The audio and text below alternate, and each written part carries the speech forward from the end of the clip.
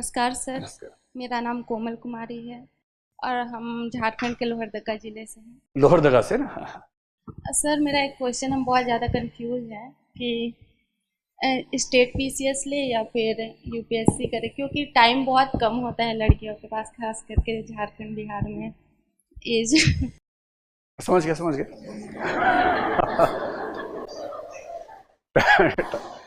ये तो है, लड़कियों के लिए दो चुनौतियां हैं।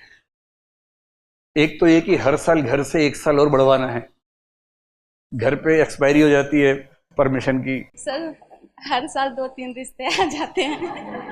बड़ी खुशनसीब हैं आप। कई कई लोग परेशान हैं, रिश्ता आ ही नहीं रहा उनके पास, आपको हर साल 3 रिश्ते आ रहे, कितनी बड़ी बात है। सर तो बहुत ज़्यादा प्रेशर रहता है घर की तरफ से, तो कम टाइम में स्टेट पीसीएस ले या फिर यूपीएससी करे, और कैसे नहीं पता वो तो चले ठीक है, किस पहले ये चीज़ बताओ की? कि जो रिश्ते आते हैं साल में 3, वो कैसे ठुकराती हैं आप, क्या कैसे कैसे मैनेज करती हैं? सर हम बोलते हैं कि अभी नहीं करना, कुछ बन जाएंगे तो और अच्छा रिश्ता। पेरेंट्स को बोलते हैं या लड़के को? पेरेंट्स को, पापा को। पापा को मान जाते हैं। मम्मी नहीं मानती, फिर मेरे असल कारण में दोनों के बीच में झगड़ा होता असल में बेटी का आंसू बाप पे बहुत असर डालता है, माँ पे कम डालता है ना। माँ तो वो कर चुकी है पहले भी, उसको पता है। लेकिन बाप बेचारा पसीज जाता है। तो है। सर और हम आपको बहुत धन्यवाद करना चाहते हैं कि आप रांची में, शुरू किया। क्योंकि हमको दिल्ली जाना था, हम जा नहीं पाए, दिल्ली ही यहाँ आ गए। और इस गलत फहमी से बचना कि दिल्ली में कुछ खास होता है, कुछ नहीं होता है, खाली पोल्यूशन होता है और कुछ अलग से नहीं होता। अरे हम तो इतना खुश यहाँ के होते हैं, जैसे अब पोल्यूशन चल रहा है इसमें बहुत ज्यादा। तो मैंने पिछले साल एक कविता लिखी दिल्ली के बारे में, 2 लाइन की, कहीं सुनाई थी। क्या रखा है बीड़ी सिगरेट सिगार में, समझ रहे हैं? क्या रखा है बीड़ी सिगरेट सिगार में, कुछ दिन सांस लीजिए दिल्ली एनसीआर में। अरे वहां दिल्ली में सिर्फ रहने से आप रोज 40 सिगरेट पी रहे हैं, इतना धुआं खा रहे हैं, और मेरे जैसे लोग जिनको थोड़ा ब्रोंकाइटिस की दिक्कत है, बड़ी परेशानी है। तो दिल्ली में क्या कह के बुलाऊं आपको, ऐसा क्या है? नाम हो जाता है किसी इलाके का। ये कुछ कुछ वैसे है कि जैसे आपको कोई बहुत कहे कि भाई जो कॉफी कर्नाटक में होती है ना, उसकी बात अलग होती है। हमने दिल्ली में कई जगह कर्नाटक की कॉफी पी ली। कौन सी वाली कॉफी? उसको फिल्टर कॉफी कहते हैं ना। फिर कर्नाटक जाके पी तो मेरा वैसी ही तो है, पर नाम बहुत ज्यादा है। तो बनारसी साड़ी बनारस में थोड़ा ना मिलती है, दिल्ली में मिल जाती है, और दिल्ली में वैसी मिलती है। मेरा एक दोस्त था, कनाडा गया एक बार दिल्ली विश्वविद्यालय की ओर से, वहां से क्या खरीद के लाया? बनारसी साड़ी। वाह यार, क्या नमूने आदमी हो। तो दिल्ली मतलब कनाडा जाके बनारसी साड़ी लेके आए हैं वहां से। तो कहने का भाव ये है कि दिल्ली में पढ़ाई अच्छी होती है, ये अर्ध सत्य है।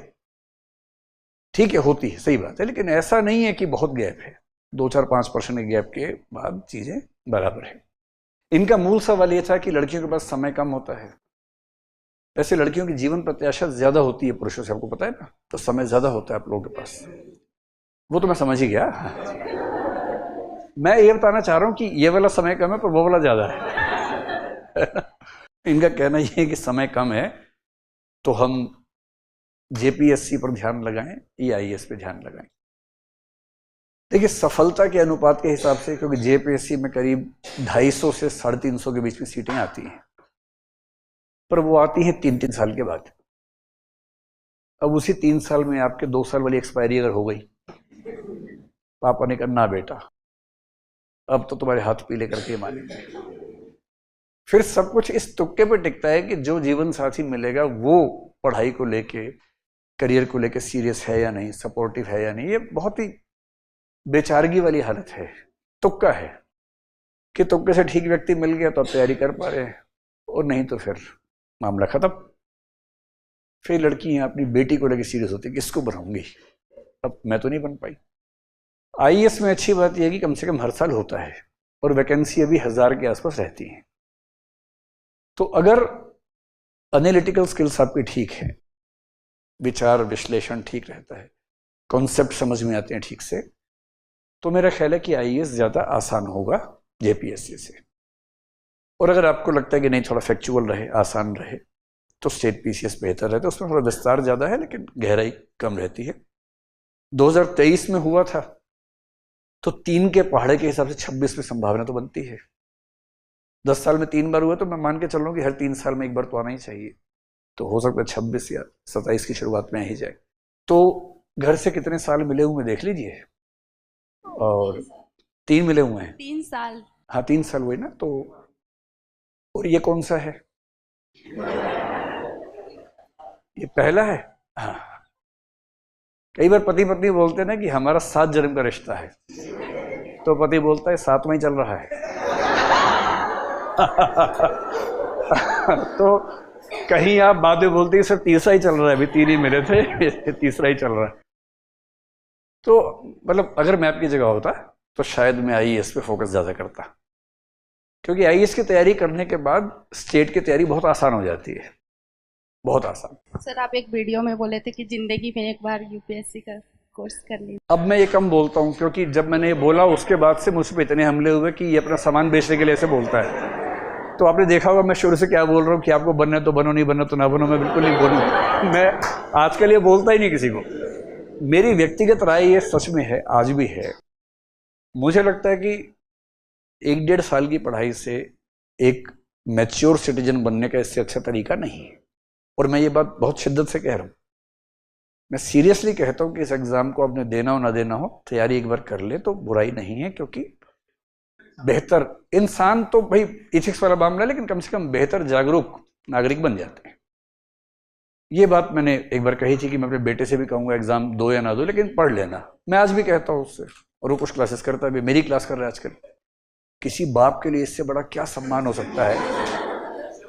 15-20 दिन से मेरा बेटा मेरा फैन बन गया है। ये अचानक कोई वीडियो ऐसा होता नहीं हम तक, वरना 19 साल का बच्चा बाप का विरोधी होता है, सीधी सी बात है। मैं भी उम्मीद करता हूँ क्रांति करेगा, क्रांति नहीं करता हूँ।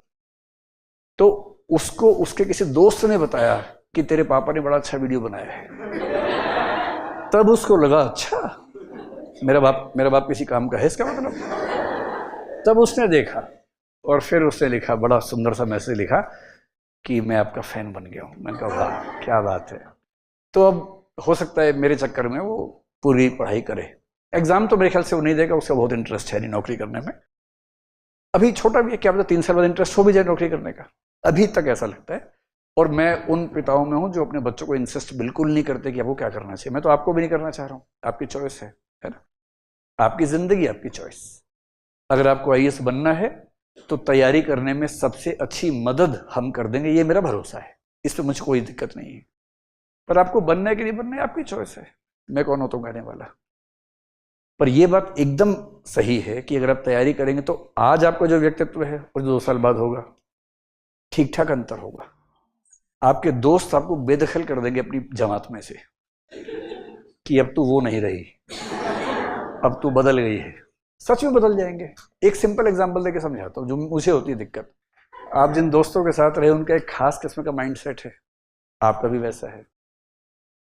आप देखेंगे कि अभी हम जिस लेवल पे होते हैं जनरली, जो चुटकुले आप सुनते सुनाते हैं वो आमतौर पे रेसिस्ट होते हैं। किसी की त्वचा के रंग के बारे में हो सकते हैं कि एक बार वो आया दांत खोले तब पता लगा भाई तुम अमावस की रात में बाहर मत निकला करो।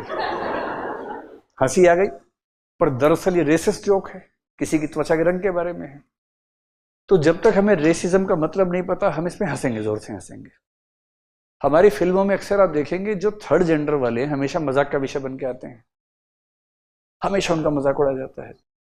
एलजीबीटी की बात होगी, हमेशा मजाक का विषय बन के आएंगे। यहां तक कि कोई अगर ठीक से बोल नहीं पा रहा, तुतला रहा है, मजाक का विषय बनेगा। यूपीएससी की तैयारी 2 साल करने के बाद आप किसी विकलांग या दिव्यांग का मजाक नहीं बना पाएंगे, आप किसी के त्वचा के रंग का मजाक नहीं बना पाएंगे, आप किसी महिला को महिला होने की वजह से छोटा माने आमतौर पर ऐसा नहीं कर पाएंगे। और जब आप ऐसी बात करने लगेंगे अपने ग्रुप में, भाई ग्रुप में किसी ने कहा अमावस की रात में संजू बाहर निकल गया, टक्कर हो गई, दिखाई नहीं किसी को, हाँ हाँ, आप कहेंगे अरे यार क्यों हंसते हो, त्वचा का रंग तो संयोग की बात है। वो सब घूम के देखेंगे हैं, अरे अब तू वो नहीं रही, अब तू बदल गई कोमल, अब तू बदल गई। कोमल नाम है ना आपका? हाँ। पर ये अच्छी बात है कि बुरी बात है? अगर आपके सारे दोस्त मूर्ख ही रह गए और आप समझदार हो गए तो उसमें क्या बुरी बात है? जब भी ये दुविधा हो, एक बात ध्यान रखिएगा, मैं तो क्योंकि एक पेपर इथिक्स का है, मैं ही पढ़ाता हूं, उसमें ये बातें आती हैं सारी। जैसे जैसे आप आगे बढ़ेंगे आप अकेले होते जाएंगे। अकेले होने के साथ थोड़ा सा दुखी भी होंगे, बेचैन भी होंगे, परेशान भी होंगे। और जो झुंड में आपके दोस्त हैं वो ज्यादा खुश रहेंगे। और कभी कभी आपको जलन होगी कि ज्यादा खुश तो ये हैं बिना पढ़े लिखे, हम पढ़ लिख के भी दुखी हो रहे हैं बिना बात के। तो ये कैसी जिंदगी है? तो जब जब ये दुख हो तो एक बहुत अच्छे चिंतक हुए J.S. मिल, उनका एक वाक्य याद कर लीजिएगा बस। जॉन स्टुअर्ट मिल थे, 19th सेंचुरी इंग्लैंड के विचारक थे। उन्होंने कहा, it is always better to be an unsatisfied person than a satisfied pig. एक संतुष्ट सुअर होने से बहुत बेहतर है असंतुष्ट मनुष्य होना। सुअर जितना संतुष्ट है उतना मनुष्य हो ही नहीं सकता कभी। वो नाली में पड़ा है मस्त एकदम, वही उसका स्विमिंग पूल है, वही उसकी तलैया है, वही गंदगी उसको मिल रही खाने के लिए, मस्त है, पेट भरा हुआ है, ठंडक में है। और इंसान दुखी है उसकी तुलना में। पर इंसान होने वाला दुख सुअर होने वाले सुख की तुलना में ऊंचे स्तर का है। और अगला सेंटेंस क्या है? असंतुष्ट सुकरात होना संतुष्ट मनुष्य होने से बेहतर है। आम आदमी है, खुश दिख रहा है, उससे ज्यादा बेहतर लोग हैं जो गहरी बातें सोचते हैं, परेशान रहते हैं। हमारे कबीरदास कह गए हैं, सुखिया सब संसार है, खावे और सोवे। समझ में आ रहा है? सुखिया सब संसार है, खावे और सोवे, दुखिया दास कबीर है, जागे और रोवे। मैं जागता हूं, रोता हूं, दुनिया खाती है, सोती है। पर याद किसको किया गया? कबीरदास को या उनको जो खा रहे थे, सो रहे थे? उन्हें कौन याद करेगा? सीधी सी बात है। तो ये ध्यान रखिएगा, तैयारी करने में, मैच्योर होने में लाजमी है कि जिंदगी भर दुख, तनाव, पीड़ाएं ज्यादा होंगी, पर वो दुख ऊंचे स्तर के दुख हैं। निचले स्तर का सुख उसकी बराबरी कर नहीं सकता। लेक्चर समाप्त हुआ, बैठिए। अब तो आप लोग बड़े जिज्ञासु हो गए अचानक। अच्छा, इनका एक सवाल सुन लीजिए पहले। नमस्कार सर, मेरा नाम पीयूष कुमार हुआ। मैं झारखंड उपराजधानी दुमका से हूँ। झारखंड में कहाँ से? उपराजधानी दुमका। अच्छा, दुमका से। मेरे मम्मी पापा आपका बहुत सम्मान करते हैं, बहुत ज्यादा। आप नहीं करते? इतने सुनते हैं कि बहुत ज्यादा। मेरा 2 क्वेश्चन है सर। जी, आप उनको शुक्रिया कह देना मेरी ओर से। हाँ। सर, जब आप प्रिपरेशन कर रहे थे तो आप अपने आप को मोटिव कैसे रखते थे? मतलब उस टाइम में तो इतने सारे डिस्ट्रैक्शन भी नहीं थे और ना ही मोटिवेशनल भी था उतना। तो सर, और एक सवाल है संविधान को लेकर सर। क्या? सर, कि जैसे कि आपने बोला कि संविधान को लेकर मैं बहुत इमोशन रहता हूँ, तो संविधान है कि हर नागरिक को पढ़ना चाहिए, हर नागरिक को जानना चाहिए अपना फंडामेंटल राइट्स। तो सर, इसे स्कूल में क्यों नहीं पढ़ाया जाया शुरू से? मतलब कि अलग से सब्जेक्ट में, सिलेबस में डालना चाहिए था। Thank you sir. ठीक बात है, बैठिए।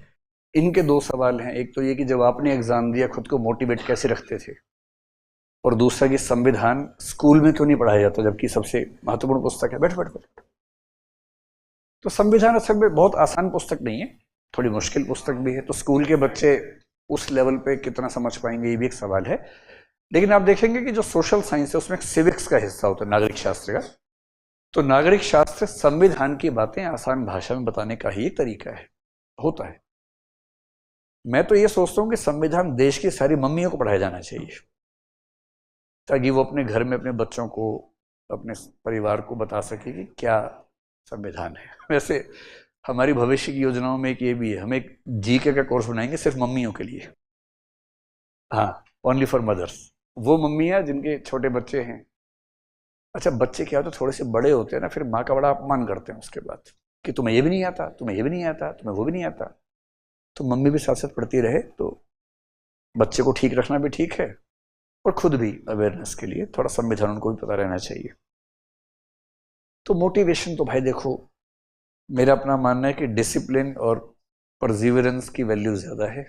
अल्पकालिक मोटिवेशन जो भाषण सुन के आता है उसकी वैल्यू ज़्यादा नहीं होती है। तो एक शब्द होता है अंग्रेजी में ग्रिट।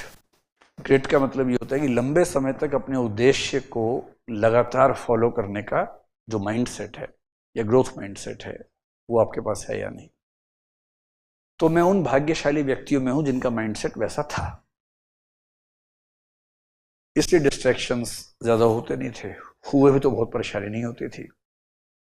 मतलब हमने 17 साल की उम्र में नौकरी करनी शुरू कर दी थी सेल्समैन की, वो सब की है, लेकिन उसके बाद भी पढ़ाई हो जाती थी।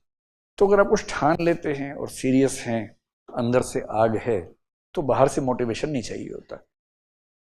तो मुझे इंडिविजुअली बाहर से मोटिवेशन की जरूरत नहीं पड़ती थी।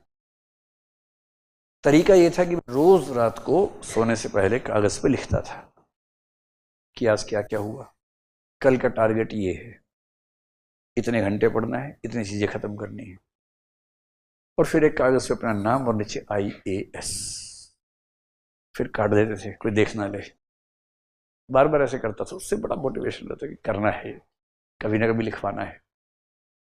तो रोज आपने टारगेट बनाया एक दिन का, अगले दिन सेल्फ असेसमेंट किया, नहीं पूरा हो पाए तो खुद को लताड़ा लिख के या डायरी में लताड़ा अपने आप को, फिर अगले दिन के लिए प्रॉमिस किया अपने आप से, फिर टारगेट सेट किया।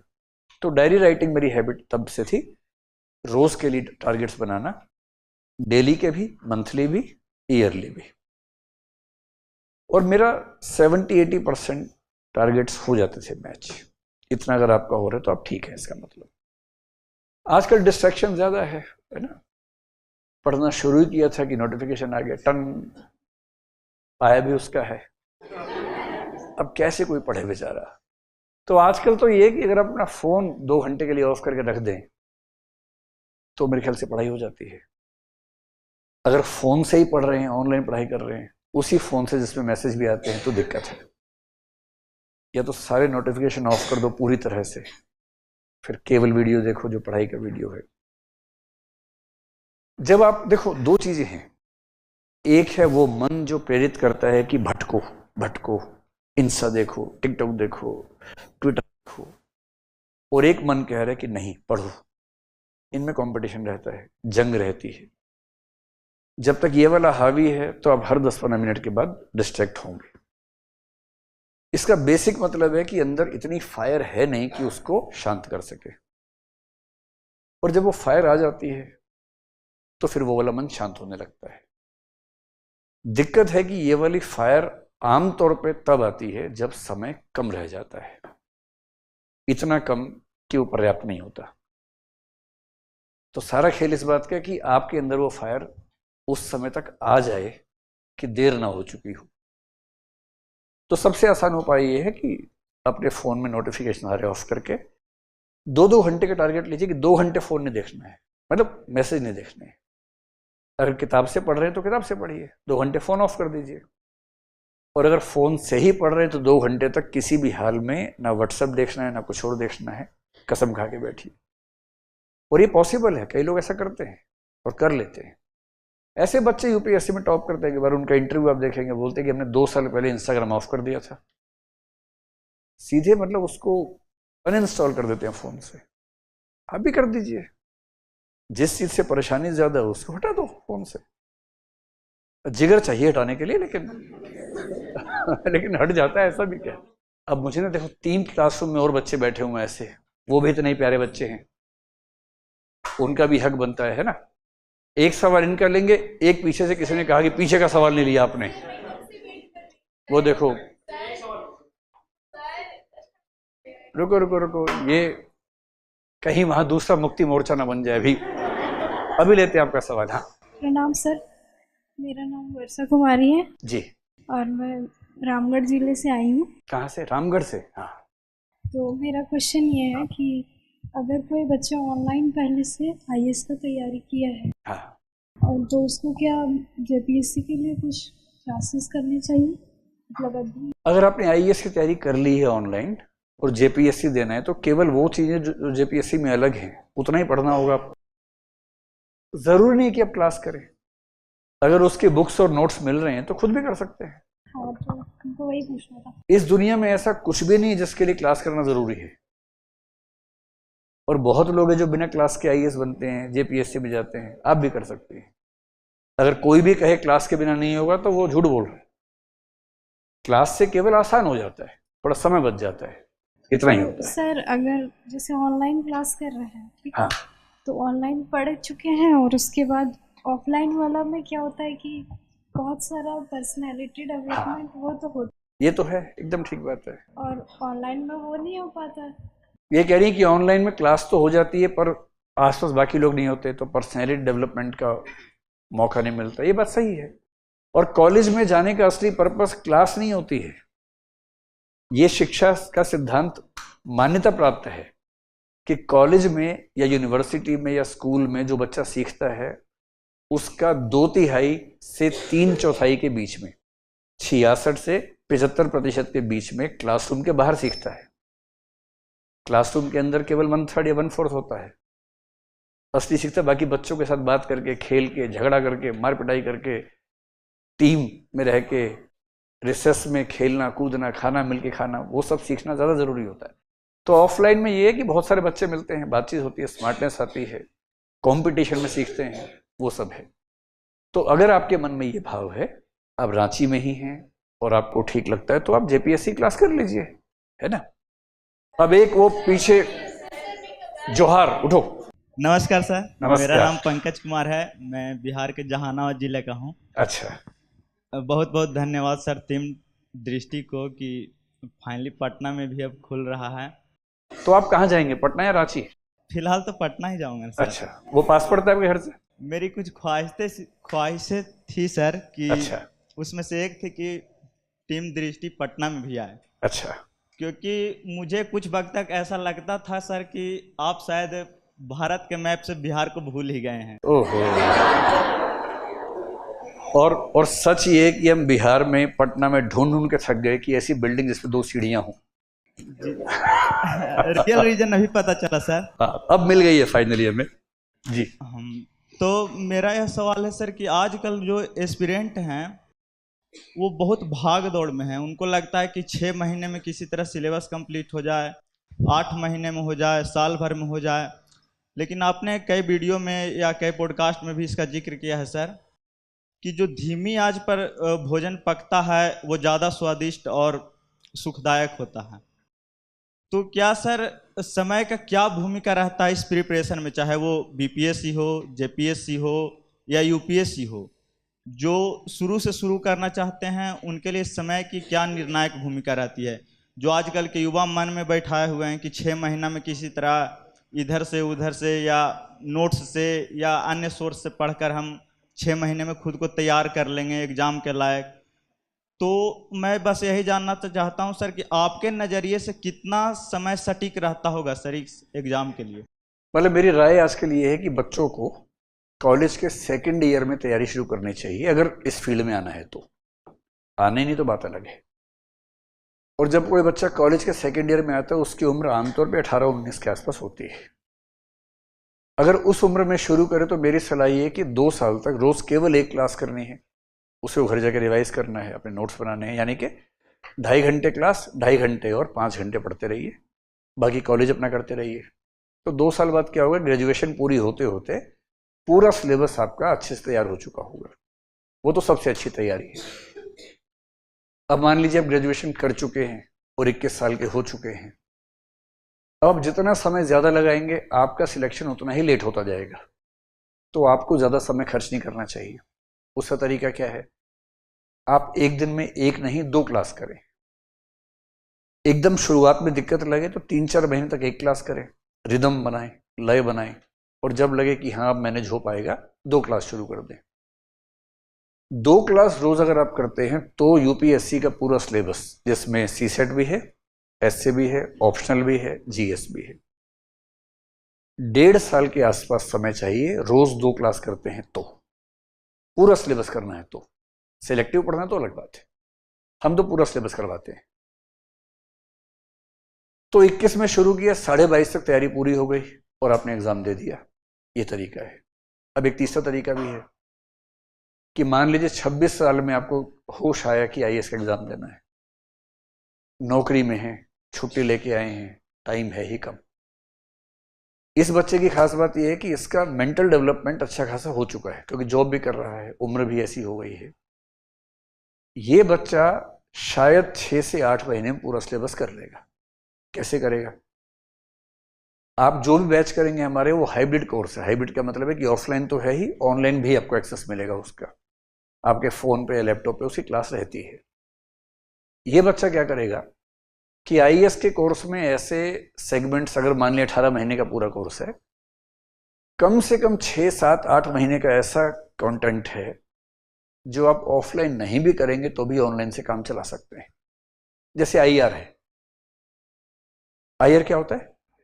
इंटरनेशनल रिलेशंस है। एक तो हर साल चेंज हो जाता है। अभी पढ़ भी लिया आपने, जब आप मेंस देंगे सारा चेंज हो चुका होगा, और सवाल उसमें उसी साल वाले आते हैं।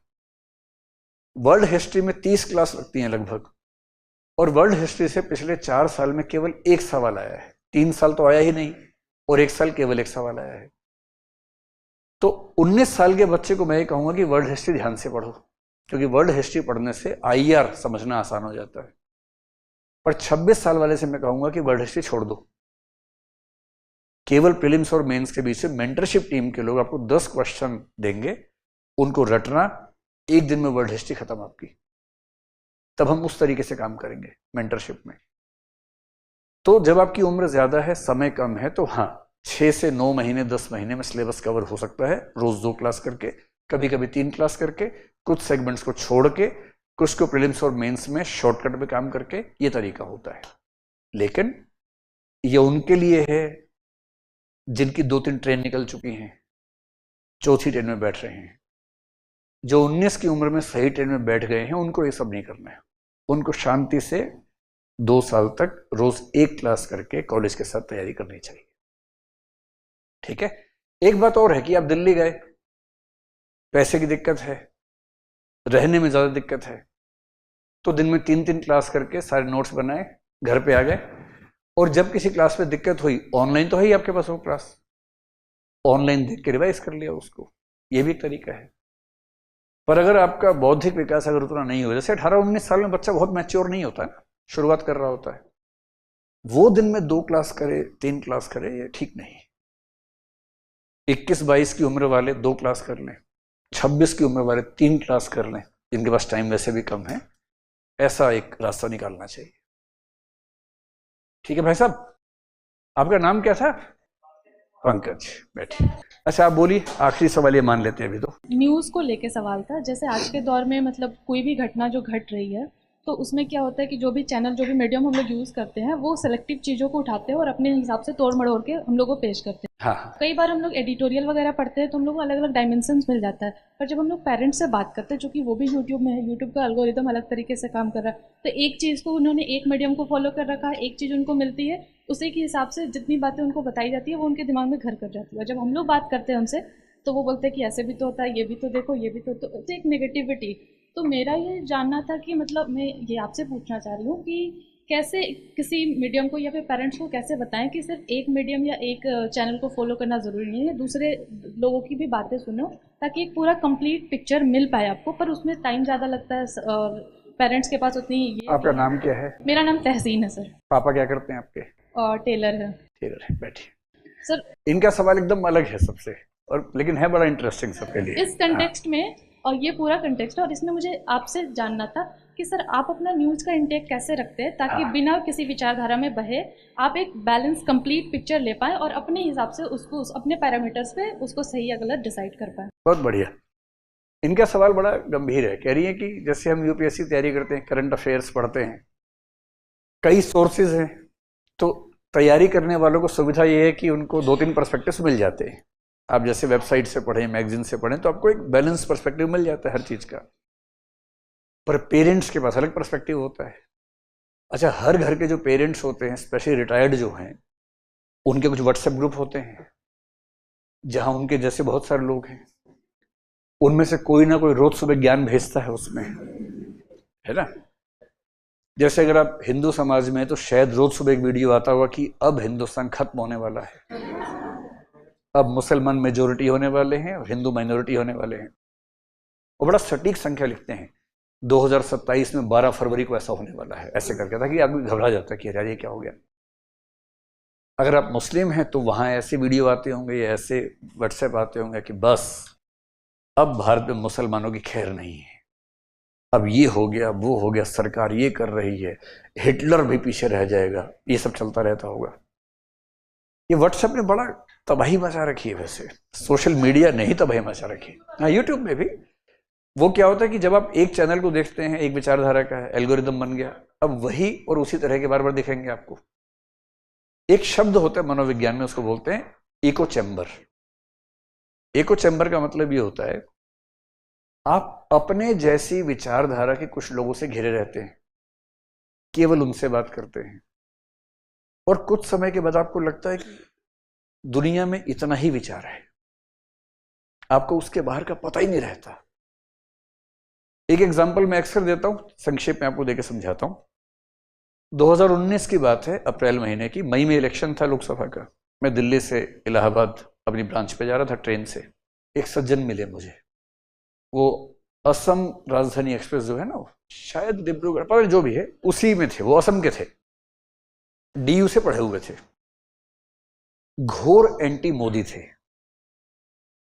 मैं ना तो प्रो हूं ना एंटी हूं, मैं तो बड़ा अपने मन से जो ठीक लगता है वो बात मानता हूं, जहां खराब लगता है मना करता हूं, जहां ठीक लगता है मानता हूं। कोई पार्टी हो मुझे फर्क नहीं पड़ता, मतलब वोट देने जाता हूं उस दिन सोचता हूं किसको वोट डालना है, इतनी मेरी राजनीतिक भागीदारी रहती है। और मैं जनरली अजनबियों से ज्यादा बात करने से बचता हूं, थोड़ा इंट्रोवर्ट हूं। तो मैं ट्रेन में बैठा हुआ था, मैं पढ़ रहा था कुछ, वो भाई साहब पीछे पड़ गए मेरे, बोले बताओ भाई साहब कौन जीतेगा इस बार। मैंने कहा मुझे क्या ना मुझे खास मतलब, मुझे क्या पता कौन जीतेगा। मैंने बताया था ये, अच्छा हाँ मैनू की, मैं रहा मैनू की। अच्छा, मेरे मन में समझ तो आती है राजनीति थोड़ी बहुत, तो मेरे मन में ये था कि इस बार एनडीए फिर से जीत जाएगा। कितनी सीट से जीतेगा अंदाजा नहीं था, पर जीत जाएगा ऐसा अनुमान लग रहा था। पर मैंने कहा मैं ये कहूंगा फिर भाई साहब पीछे पड़ जाएंगे, अगले 4 घंटे में ही साबित करता रह जाऊंगा। और मेरा सिद्धांत, जहां मुझे बात ना करनी हो वहां सिद्धांत पता क्या है, एक हाँ 100 सुख। सामने वाला जो बोले बोले एकदम ठीक कहा आपने, बात खत्म। जहां आपने विरोध किया उसके बाद वो साबित करने बैठ जाएगा बिना बात के। मैं सीधे बोलता हूं हाँ आप ठीक कह रहे हैं। तो मैंने कहा हमने सोचा नहीं, आप बताइए। बोले सर इतनी बुरी तरह हारेंगे इस बार मोदी जी, आपको अंदाजा नहीं। तो मैंने कहा कि बात तो ठीक ही कह रहे हैं। अच्छा 5 साल हो चुके थे, मुझे लग रहा था कि जीत जाएंगे, पर मैंने कहा कौन सिर भिड़ाए। बोले मेरे कम से कम 2000 दोस्त भारत में, अलग अलग राज्यों में, सबसे मेरी बात होती है, सबका कहना है कि इस बार 100 सीट से कम आएंगी। मैंने ठीक है। तो मैं ताक में था कि इलाहाबाद आने वाला होगा तब बात करूंगा, तो चुप रहूंगा। तो कानपुर आया, इलाहाबाद आने वाला था, वो बताते जा रहे, मैं सुनता जा रहा हूं, हाँ हाँ हाँ करता जा रहा हूं। जब इलाहाबाद आने लगा तो हम सामान उठाने लगे। बोले आपने कुछ बोला ही नहीं, ये तो मैं ही बताता रहा। मैंने कहा सर मैं क्या बताऊं, आप ठीक ही कह रहे होंगे। वैसे एक सिद्धांत है जिसको बोलते हैं इको चैम्बर। कई बार हम अपने जैसे लोगों से बात करते हैं, बाकी लोगों से बात नहीं करते हैं, और करते करते हमें लगने लगता है कि दुनिया इतनी ही है। जिन 2000 लोगों ने आपको कहा है कि बीजेपी हारेगी, हो सकता है कि देश में 2000 लोग ऐसा सोच रहे हों, और आप केवल उनसे ही बात कर रहे हैं, और आपको लग रहा है कि यही अंतिम सत्य है। गलती ये हुई ना, मोबाइल नंबर मैं लेना भूल गया। भूल क्या, मैं लेता ही नहीं हूं, नहीं लिया नंबर, वरना इलेक्शन के रिजल्ट के बाद मैं फोन करता हूं उनको।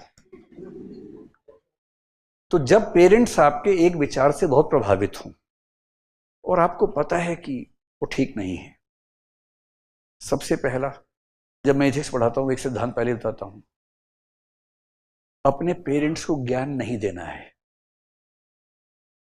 2 वजहों से। एक तो अब ज्यादा ज्ञान देंगे वो गुस्से में आएंगे, शादी कर देंगे आपकी, है ना। कौन पंगा मोड़ ले शेर से भाई, नहीं पंगा मोड़ लेना है। दूसरा, नए विचारों को स्वीकार करने की हमारी क्षमता उम्र के साथ कम हो जाती है। इससे बोलते बूढ़े तोते को नई भाषा नहीं सिखा सकते। आपके अंदर क्षमता है कई पर्सपेक्टिव्स को समझने की, उनके अंदर क्षमता रही नहीं है। मैं ईमानदारी से कह रहा हूँ, न्यूरो साइंस के हिसाब से बता रहा हूँ, क्षमता ही कम हो जाती है एक उम्र के बाद नए विचारों को एक्सेप्ट कर पाने की। आप बिना बात के नए विचार दे रहे हैं, उनको गुस्सा आ रहा है, इरिटेशन हो रही है, सीख पा नहीं रहे हैं, समझ पा नहीं रहे हैं। तो मेरी सलाह ये है कि पेरेंट्स को जनरली ज्ञान देने से बचिए। हाँ, जब मामला एक्सट्रीम पे जाए या आप पे उसका असर आने लगे तो बहुत हल्की सी डोज देनी है, और ये कहेगा नहीं कि मैं कह रही हूं। आप कहना, आप हमेशा देखो, परसुएट करने का सिद्धांत है कि शुरुआत समर्थन से करना है। जिसको भी आप प्रभावित करना चाह रहे हैं, पहली बात विरोध में नहीं कहनी, हमेशा तारीफ में कहनी। पहली बात कि पापा बात तो आपकी एकदम ठीक है, मुझे भी लगता है एकदम सही कह रहे हो पापा, पर पता नहीं एक वो वीडियो बनाता है, उसकी बात पता नहीं क्या क्या बोलता है, एक बार आप भी सुन के देखो। और एक वीडियो भेज दीजिए उनको ये कह के कि बात तो आपकी ठीक है पापा, एक बार सुन के देखो। मैं समझ नहीं पा रही कि ये नमूना आदमी क्या बोलता रहता है। चांसेस हैं कि जब वो किसी थर्ड पर्सन की बात सुनेंगे तो उनको असर पड़ जाए थोड़ा सा। बच्चों को अपने पेरेंट्स की बात चुभती है बहुत ज्यादा। पेरेंट्स को बच्चा ज्ञान दे और चुभता है, पड़ोसी ज्ञान दे ठीक लगता है। तो कोई थर्ड पर्सन बताएगा और उनको ये पता है कि वो आप नहीं कहलवा रही हैं उससे, तो शायद इम्पैक्ट हो। और एक दो वीडियो देख लेंगे, एल्गोरिदम बन जाएगा, फिर आता रहेगा। 6 महीने बाद पता लगा पापा इतने प्रोग्रेसिव हो गए कि अब बच्चा पहचान नहीं पा रहा कि पापा अब वो नहीं रहे, अब आप बदल गए पापा। सर इन सब में अपना सवाल ये था कि सर आपका न्यूज इनटेक कैसा होता है जो बैलेंस्ड हो रही है? मेरा न्यूज इनटेक बहुत ऐसा है नहीं कि आप उस पर मतलब प्रभावित हों उससे। मुझे टाइम बहुत कम मिलता है, मैं न्यूज़पेपर ठीक से पढ़ भी नहीं पाता हूँ। मैं डेली पढ़ता ही नहीं हूँ, जरूरत नहीं है मुझे। मैं करंट अफेयर्स कहाँ पढ़ाता हूँ? जिसको पढ़ाना है वो पढ़े, उतना मैं जान लेता हूँ। मतलब अखबार मेरी टेबल पे रहता है तो मैं हेडलाइंस देख लेता हूँ, कोई खास न्यूज़ है उसको मैं ठीक से फॉलो करता हूँ। नेट के थ्रू मैं आर्टिकल्स पढ़ लेता हूँ बीच बीच में, लेकिन मेरे दिमाग में फिल्टर्स लगे हुए बहुत स्ट्रॉन्ग, और वो उम्र के साथ लगते हैं, अभी आपके नहीं लग पाएंगे। आप कितना भी कोशिश करके एक आर्टिकल लिख लीजिए जिसमें विचारधारा थोप रखी हो, मेरे दिमाग के फिल्टर उतना हटा के ही लेंगे उसको। इसलिए मुझे अब किसी विचारधारा का पढ़ा दीजिए, मैं लूंगा उतना काम का जो मुझे समझ में आ रहा है कि ठीक बात है। और जहां मुझे डाउट होगा, चैट जीपीटी, ग्रोक, ये सबका सब्सक्रिप्शन मेरे पास है, मैं तुरंत उससे सवाल पूछता हूँ, सबसे पूछता हूँ, और डीप सर्च पे पूछता हूँ प्रमाण के साथ। ऐसे ही नहीं कि भाई ये एक स्टेटमेंट मैंने पढ़ी है, ये सही है या गलत, प्रमाण के साथ बताओ। तो वो आधा घंटा लगाता है रिसर्च करने में, फिर प्रमाण देता है कि संविधान के आर्टिकल लिख के देगा कि इस आर्टिकल में ये लाइन लिखी हुई है, इस जजमेंट में इस जज ने ये वाक्य लिखा था, ये प्रमाण आते हैं।